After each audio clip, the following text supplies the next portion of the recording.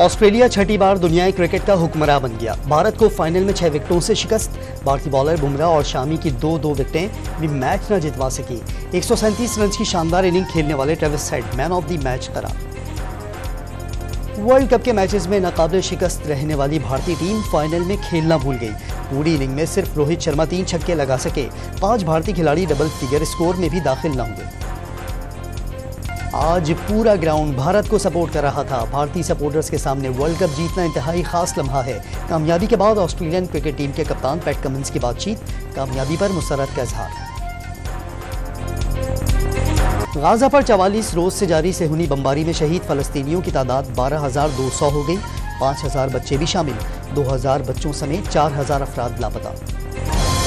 Gaza में Israeli जारहत के खिलाफ जमात इस्लामी लाहौर का गाजा मार्च, बड़ी तादाद में शहरियों की शिरकत। अमीर जमात इस्लामी लाहौर जियाउद्दीन अंसारी ने कैंपस रोड का नाम गाजा रोड से मंसूब कर दिया। और कराची के इलाके औरंगी टाउन में पुलिस के वर्दी में डकैती की वारदात पर IG सिंध का नोटिस।